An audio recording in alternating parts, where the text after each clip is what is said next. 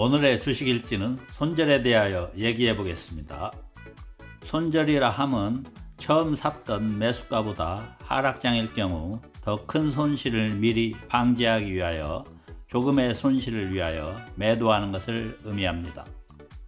즉, 주가가 하락하여 손실이 몇 프로 이하로 생기면 매도를 하는 건데, 주식의 정석은 주식을 매수하기 전에 손절가를 정해놓고 매수하라고 합니다. 그러나 무조건 손절을 해야 하는가라는 질문을 던질 수 있습니다. 단기 매매일 경우에는 주가가 하락하여 손실이 발생 시 손절을 하고 다른 종목을 매수하는 게 수익이 날 때까지 기다리는 것보다는 기회비용적인 면에서 유리할 수 있습니다. 약간 손실을 보고 매도한 후에 다른 종목을 사서 손실을 만회하면 됩니다. 이론상으로 좋은 방법입니다. 사람들은 보통 손절가를 정하고 매수해야 한다고 말합니다. 여러분들도 무서워서 아픈 마음으로 손절을 해보셨을 겁니다. 정말 하기 싫은 게 손절입니다. 손절은 상황에 따라 다르게 해야 합니다. 단기 매매 중에 변동성이 큰 바이오 종목 중 고가에서 물렸거나 재무 상태가 좋지 않은 테마주를 고점에서 매수하였다면 손절을 고려하는 게 맞지만, 성장주나 실적주 등은 손절을 하지 않고 기다리는 게 좋습니다. 손절을 한 후 머지않아 다시 오르는 경험을 했을 겁니다. 손절한 것을 후회했을 겁니다.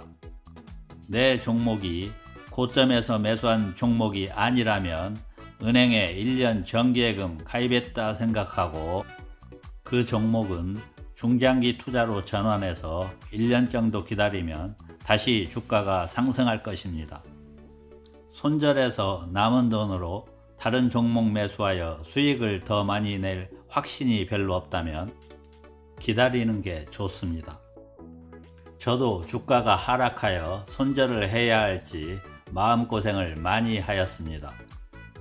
제 경험을 말씀드리면 대한항공, S-오일, 강원랜드를 매수하여 보유하고 있었습니다. 코로나가 점차 확산되어 가다 보니 주가가 계속 떨어져 손절을 해야 할지 고민이 많았지만 끝까지 보유하기로 결정하였습니다. 대한항공 차트입니다. 6월에 22,000원에 매수, 고점을 찍고 떨어지며 코로나가 심해지니 오랫동안 회복이 안 되다가 11월경에 회복이 되었습니다. 많은 사람들이 그 당시 대한항공은 손절해야 한다고 했지만 결국은 수익을 가져다 주었습니다. S-오일 차트입니다. 6월에 75,800원에 매수했지만 대한항공처럼 코로나 직격탄을 맞아 주가가 계속 하락했지만 대형주이고 코로나만 끝나면 회복이 될 것으로 생각해서 손절을 하지 않고 오랫동안 기다렸더니 2월에 수익을 안겨주었습니다. 물론 투자의 책임은 자신이 지는 것이기 때문에 사람들이 어떻게 얘기하더라도 자신의 원칙대로 투자하는 게 맞지만 손절만이 정답은 아니라는 것을 알 수 있었습니다. 강원랜드 차트입니다. 5월에 26,100원에 매수했지만 역시 코로나 직격탄으로 계속 하락했지만 코로나가 사라지면 괜찮을 것이다 라고 생각하면서 손절을 하지 않고 기다렸습니다. 마침내 3월부터 원금을 회복하고 수익 중에 있습니다.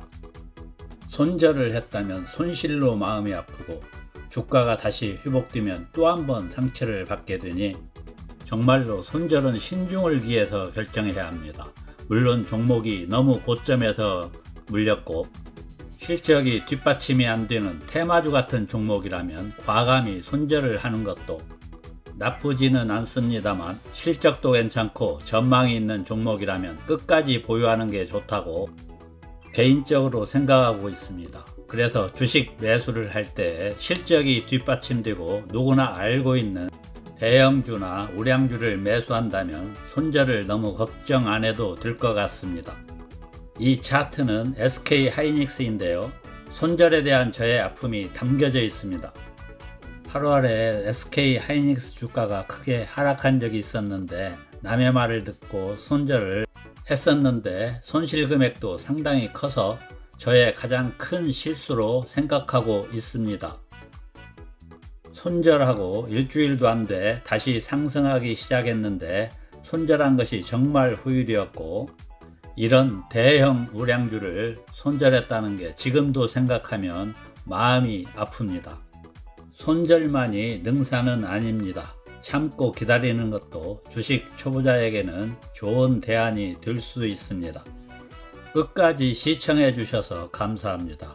구독과 좋아요를 눌러주시면 큰 힘이 됩니다.